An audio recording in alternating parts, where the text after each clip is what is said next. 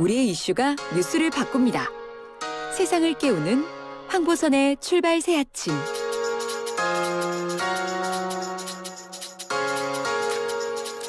이 시각 가장 많은 관심 받는 뉴스 만관유 이현웅 아나운서와 함께합니다. 안녕하십니까? 네, 안녕하십니까? 이현웅입니다. 첫 번째 소식은 위드 코로나 소식 준비했습니다. 위드 코로나. 예.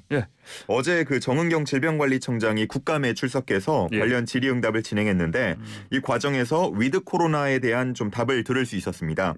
현재 방역 당국은 전 국민 70% 접종 완료 시점을 10월 말로 보고 있다고 했고요. 2주간의 항체 형성 기간을 고려해서 11월 9일쯤이면 위드 코로나를 시작해 볼 수 있을 것 같다. 이렇게 말했습니다. 11월 9일이라 오늘이 10월 8일이니까 딱 거의 한 달 뒤네요. 맞습니다.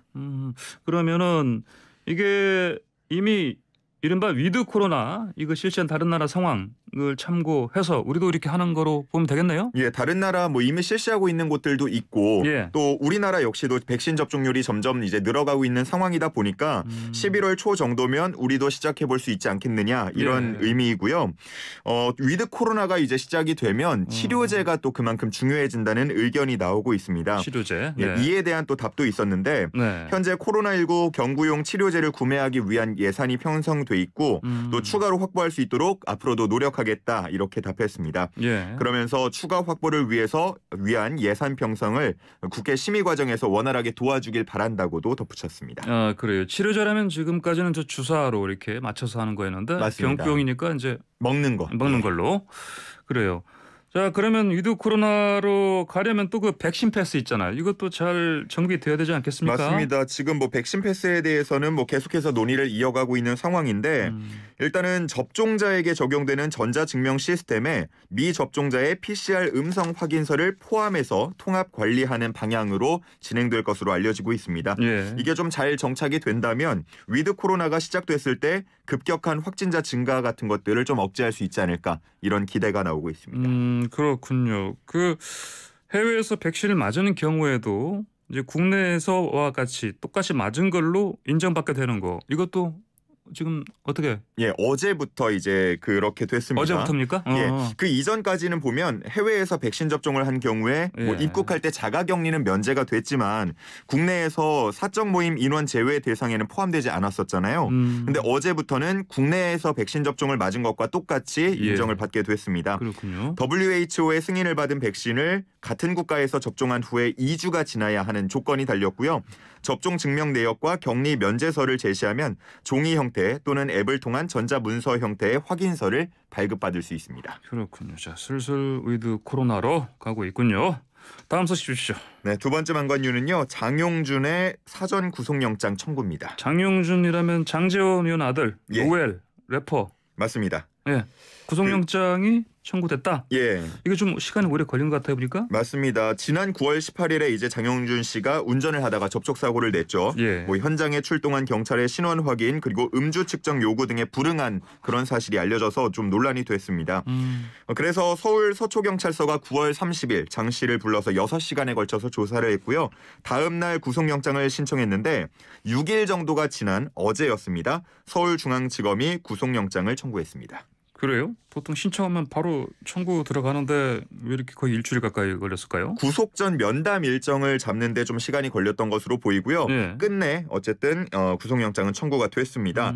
근데 이 영장에 적용된 혐의를 보면요. 음주 측정 거부, 공무집행 방해, 무면허 운전, 도로교통법 위반 및 상해 이렇게가 포함되어 있는데 논란이 됐던 음주운전 혐의는 현재 포함되지 않았습니다. 그 많은 혐의점 중에 음주운전 혐의는 없다. 근데 현장에서 그 장 씨한테서 술 냄새 났다고 하는 얘기 있던데.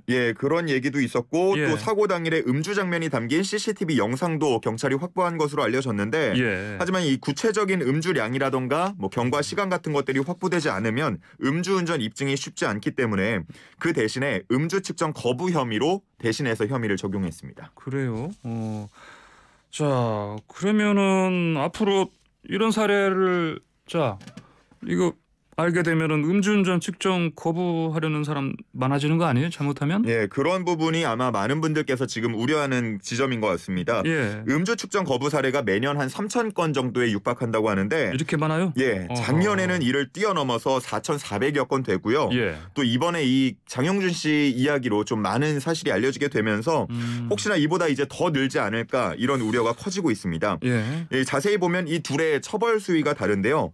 음주 측정 거부 혐의는 1년 이상 5년 이하의 징역이나 500만 원 이상 2천만 원 이하의 벌금형을 받는데 혈중 알코올 농도가 0.2% 이상이 되면요. 예. 2년 이상 5년 이하 징역이나 1천만 원 이상 2천만 원 이하 벌금형이기 때문에 0.2% 이상이라면 음주 측정 거부를 하는 게 형량이 더 낮다. 이런 허점이 있습니다.